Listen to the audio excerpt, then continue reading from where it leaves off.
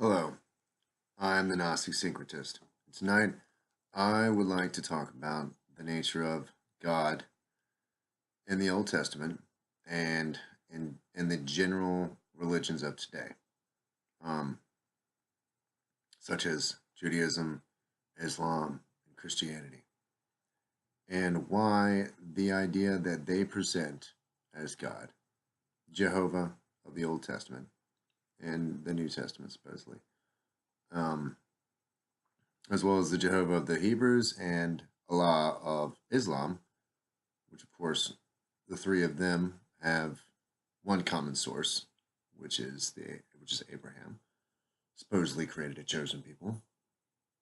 I would like to speak about this and why this idea is entirely untenable, philosophically unsound, and illogical to the point of disbelief. And I would like to start by going over what one generally thinks of as God if you are in one of these three religions. As far as I've been able to gather, I grew up as a Presbyterian for 20 years, and the conceptualization of God that was presented to me was pretty simplistic, pretty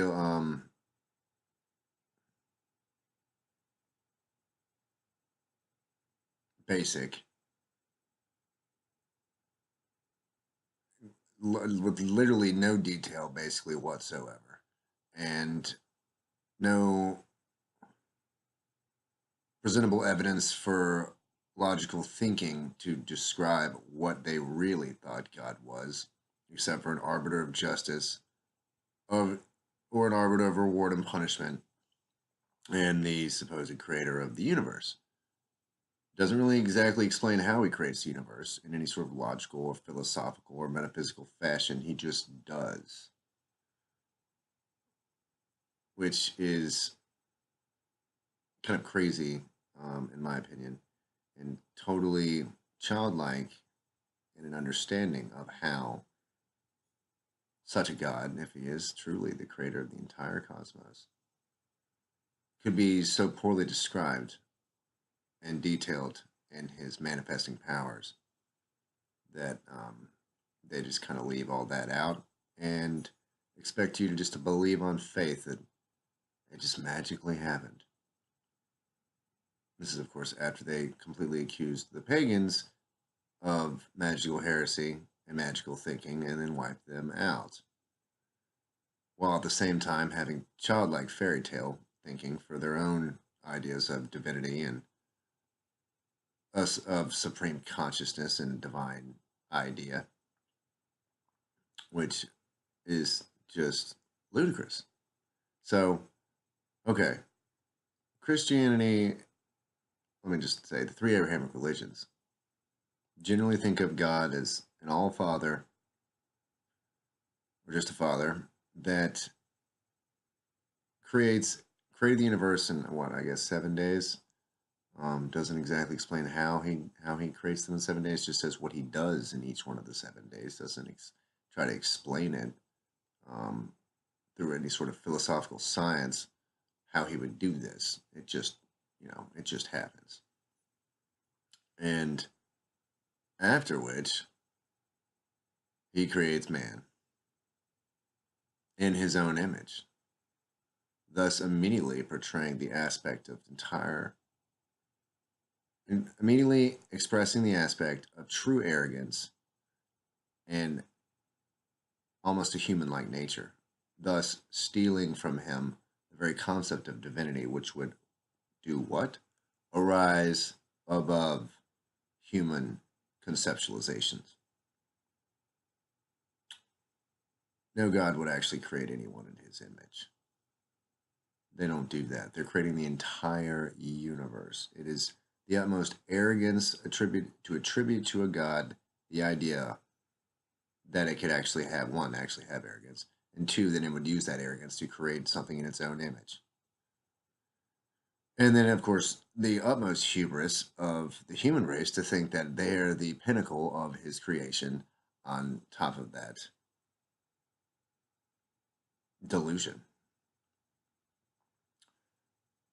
So first we have here what? A God having attributes of a human-like nature, which it cannot have, because it is all attributes. It is everything. It is creating the entire cosmos. To give it human-like aspects would, of course, then limit it to an human-like consciousness with, our typical mood swings, emotional swings, psychic swings, varied mental states, which all of these are a product of the realm of manifestation, not the realm of the divine, if one is thinking in a logical fashion about these things. On top of this fact, you have further on through the Bible, especially mainly in the Old Testament, you have a divinity who has all of a sudden, on top of choosing man to create his, hubris-like, prideful image of himself, because now he has needs and wants. He needs to and wants to interact with something and have something worship it, which is thus giving more characteristics and attributes to a divine concept, which shouldn't even have those within its realm of manifesting expression. So now we've nearly anthropomorphized this deity concept through Christian and Judaic religion into a human, almost entirely human-like nature. I guess maybe in a way to understand him, or it, if you could even call it either. 2, you now have him picking a chosen people. On top of the fact that he creates man in his image, he's now choosing a people to represent his image. And by default, the logical fallacy is that is now he's unchosen the rest of the people that he is now saying do not perform under his image, which is once again another human-like conceptualization that he or it or her would never manifest as a deity, as a manifesting, energetic, resonance force of creation. It has absolutely no reason to choose. It doesn't even exist in the realm of potentiality for choosing, unless you want to limit its form, and its concept to needing to choose. It doesn't need anything. It's everything already. So this makes no sense to me, and shouldn't to you either, once I break it down. Furthermore, after he's chosen a people to worship him and follow him, which of course happens in Genesis, I think 14, with Melchizedek choosing Abraham. And this is an audacious moment for the Jewish people, and I am in no way disregarding the fact that they think they are chosen people. All the Christians and the Muslims, they all three think they're the chosen people because they all think they've upheld this anthropomorphized God's will to the highest degree of their ability. When, if they really sat down and actually contemplated the philosophical generation of such an idea, it would become untenable in their mind and illogical. That a deity of such, any deity of such a nature as the creator of the universe would choose any people, because everyone is his people. All things are his people. All animals, all rocks, all trees, all planets, all suns, all stars, all galaxies. It's all him. He is everything. So how could he ever choose anything of himself as any better than any other part of himself if he is everything? Doesn't really make any sense. So, following this, you have the genocidal episode where the Father God, Jehovah, enacts mass slaughter through the Jews on the Canaanites, which is showing he's a capricious and angry, vengeful, warlike deity. yet again expressing human personificated human personifications of personality traits to an all manifesting concept, which you just cannot do if you want to also say that he is everything.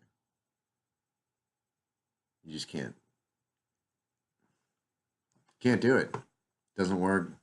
It's philosophically illogical, and anyone in their right mind should begin to see that the idea of giving a deity emotions makes him no better than Thor or Loki, who are not gods. A god doesn't have emotion. It's the generator of all emotion, but it doesn't actually have emotions. It's beyond such a concept.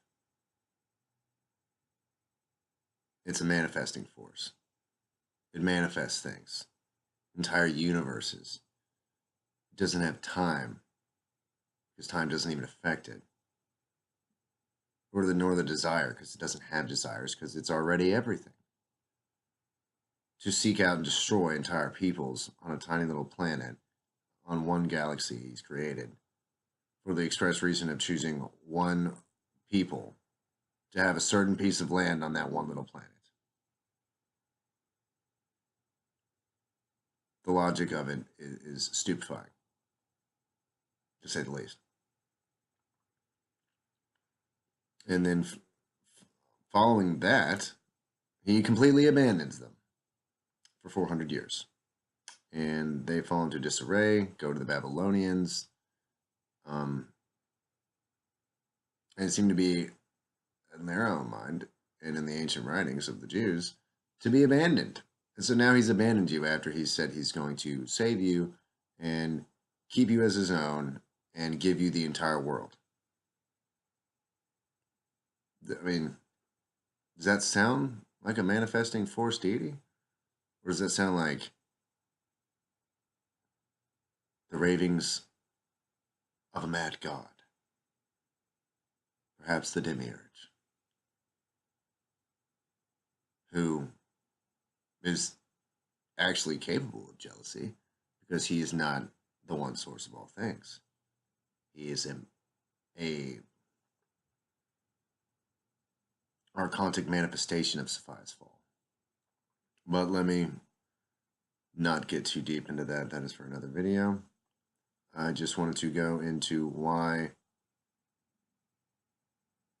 the idea of such a capricious God, when it's angry, one that actually exhibits emotions, one that chooses a people, one that manifests as the sole divinity without femininity being involved at all.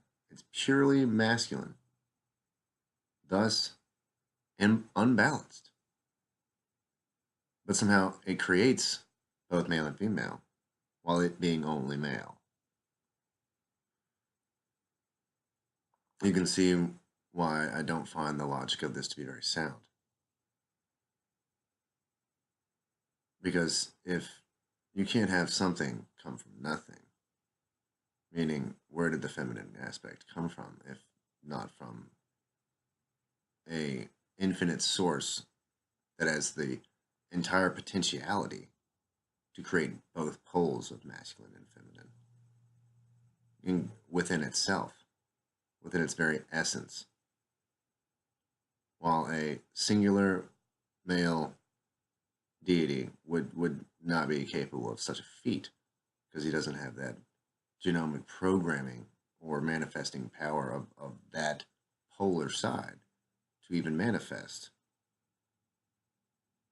female energy into the cosmos. Okay. So I would then now would like to go into what the Rosicrucians describe as a god in juxtaposition to the concept presented by the Abrahamic religions.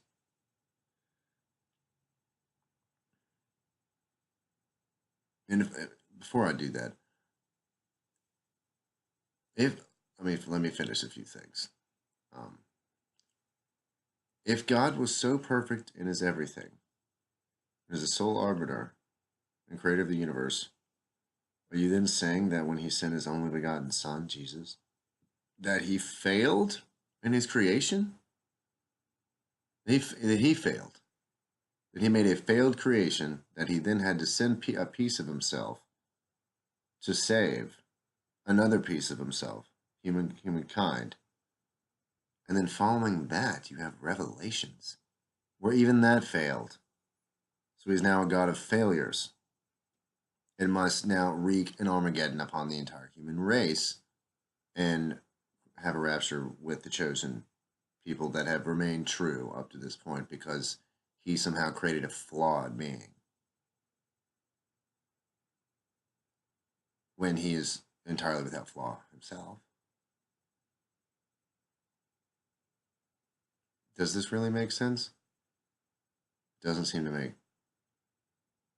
A sound mind cannot grasp this concept unless they have faith in the idea without using any form of reasoning or spiritual discernment or philosophical discernment to attain a schematic of sanity and an alternative concept, which is far more balanced, far more arcane, to say the least. Rosicrucians are anything if arcane. But the arcana of Rosicrucianism and Hermeticism truly fleshes out the idea of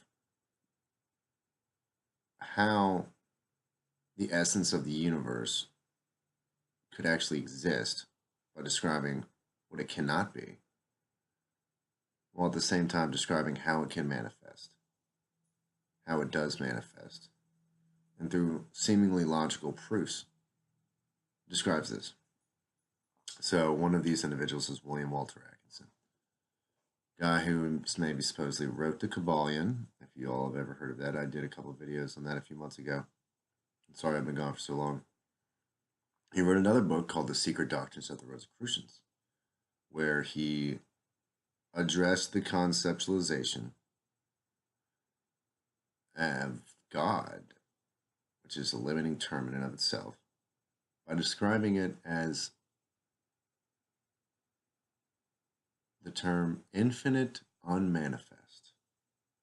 Everything before manifestation, the essence of existence before manifestation, before creation, before duality, before time, before form, before attribute. Because all of these things, if applied to this essence, has this limited it, destroyed it, constrained it,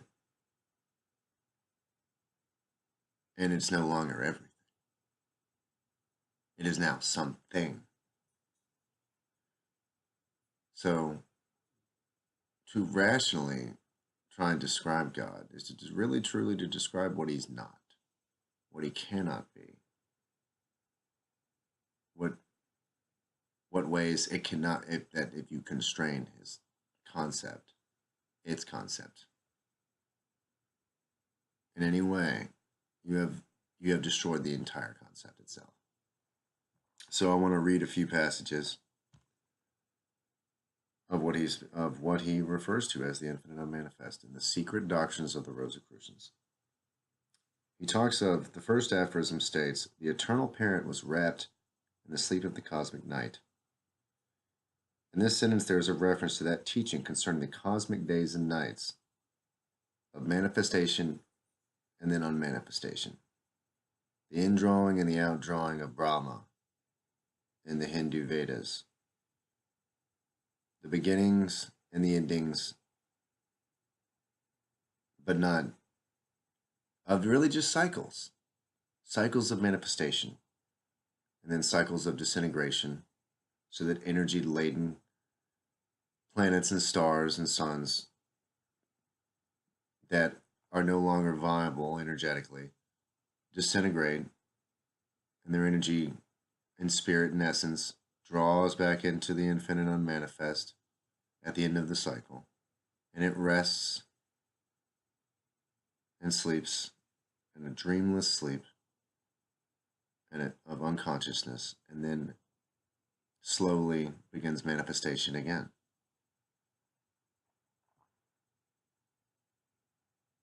The highest human and superhuman intelligence have testified to the fact that rhythm is abiding in and manifests through the cosmos from the tiniest point of manifested being to the totality of being.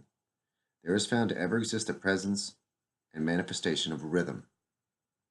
There is reported to us from the highest occult sources of information the fact that the all presents itself alternately in great periods of manifestation called the cosmic days, followed by a like great period of unmanifestation called the cosmic night. During the cosmic night, the eternal parent exists as if wrapped in an unconscious and dreamless sleep, from which, with the dawn of the new cosmic day, it awakens gradually into manifestation.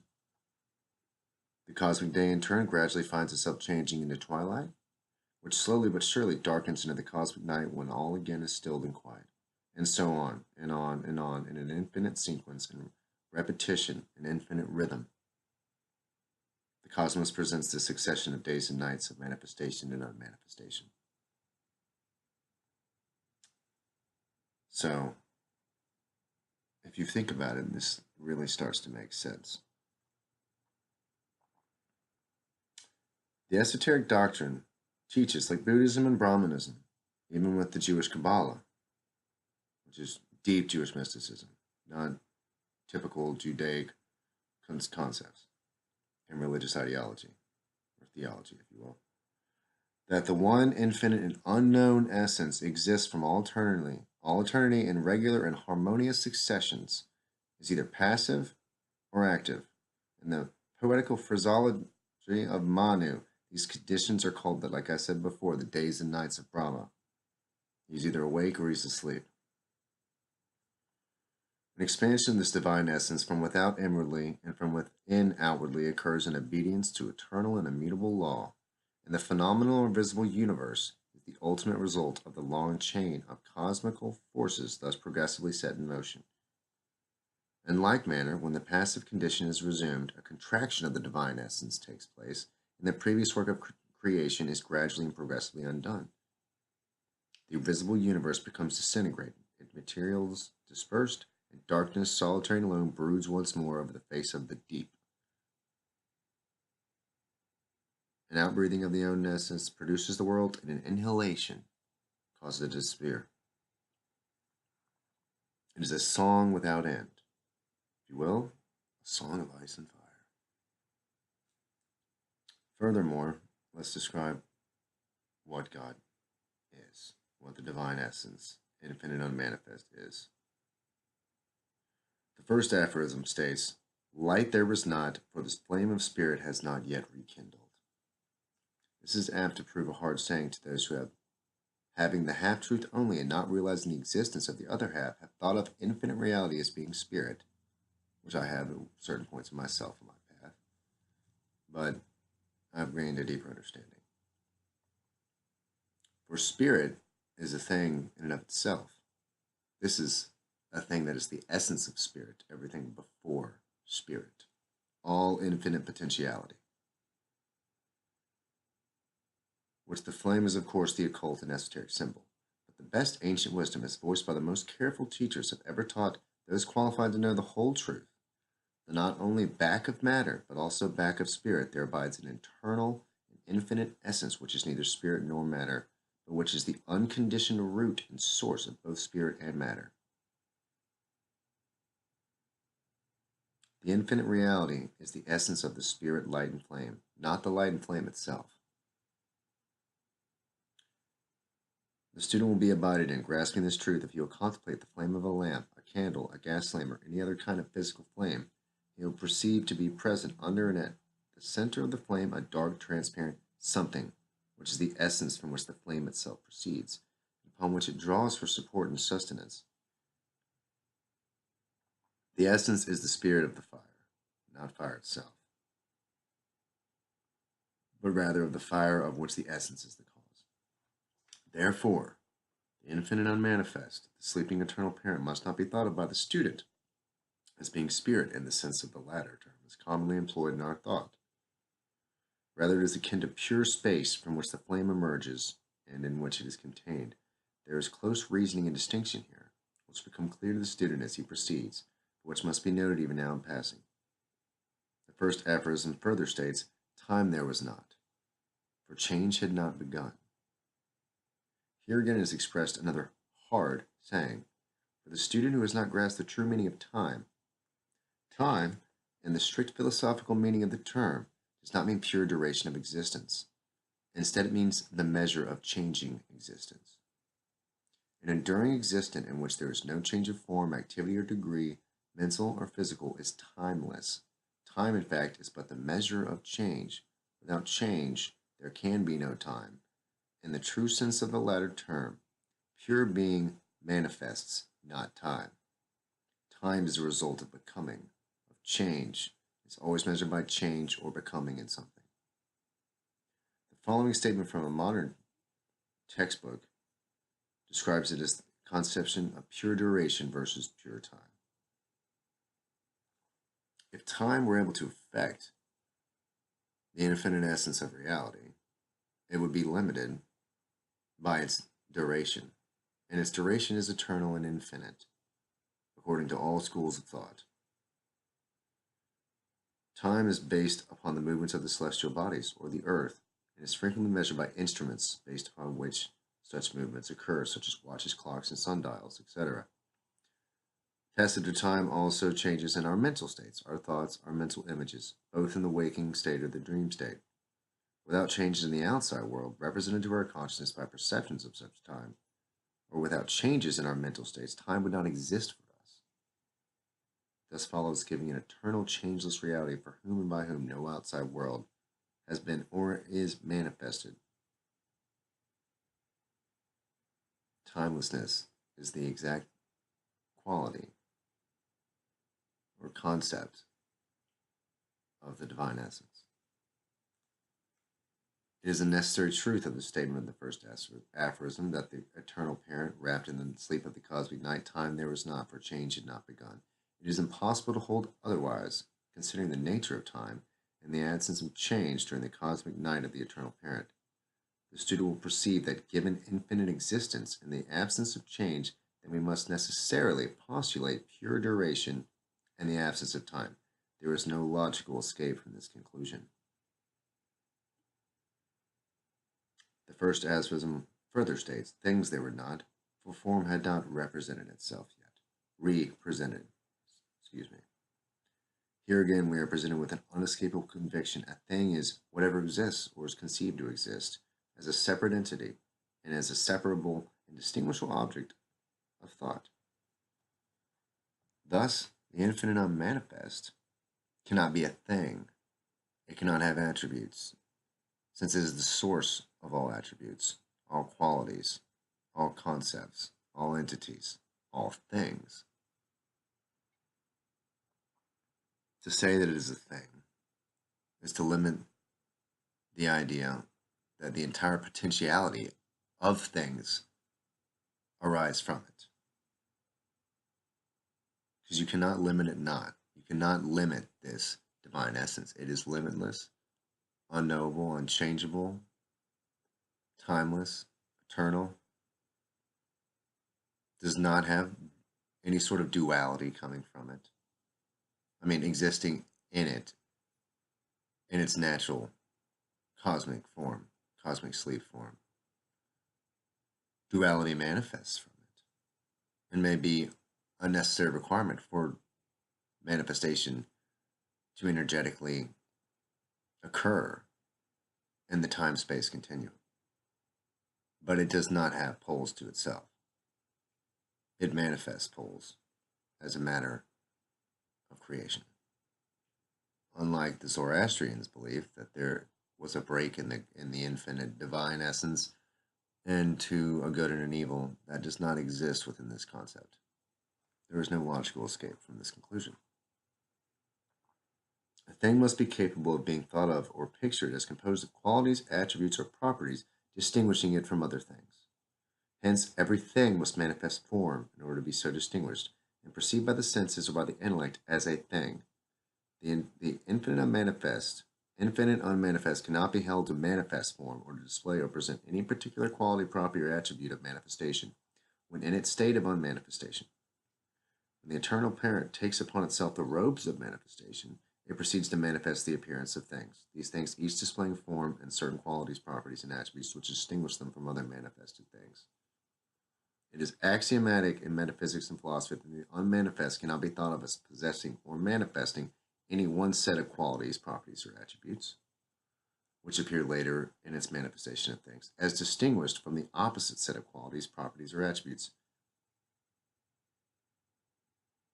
Instead of possessing qualities, properties, or attributes, or any form in any meaning of that term, the unmanifest must be regarded as possessing the possibility of infinite manifestation of form, qualities, properties, and attributes in its manifestations, or rather, the infinite possibility of the manifestations of form, qualities, properties, or attributes in all its manifested things.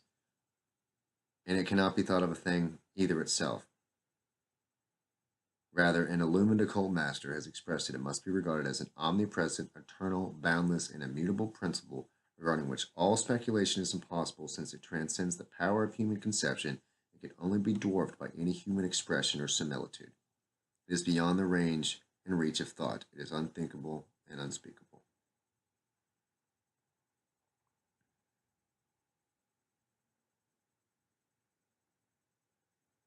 That is the nature of the divine essence. Not a capricious, rageful,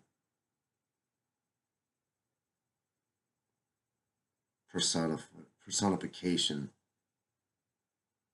of human thought. Would such a thing as I have just described ever choose a people? Ever need to? How could it even have a son to send? It is everything. Are we to believe it sent part of itself to have itself murdered to save another part of itself that it's manifested? The logic of that is unsound. I hope those who watch this video will understand what I'm trying to say and can see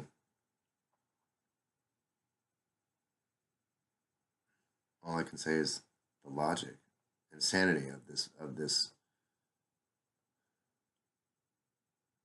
idea of how to express what would truly be the divine essence of manifestation and creation for this universe, and how to attribute any humanistic qualities or attributes would by itself lower it below the level of a god to a demigod or something else. Thank you, and I hope y'all may enjoy this video. I will have more to come. I want to dive even further into the secret doctrines of the Rosicrucians and express more of the fascinating concepts that lie hidden within this book and within the nature of this cosmos and in the nature of man. For man does have the ability to understand divine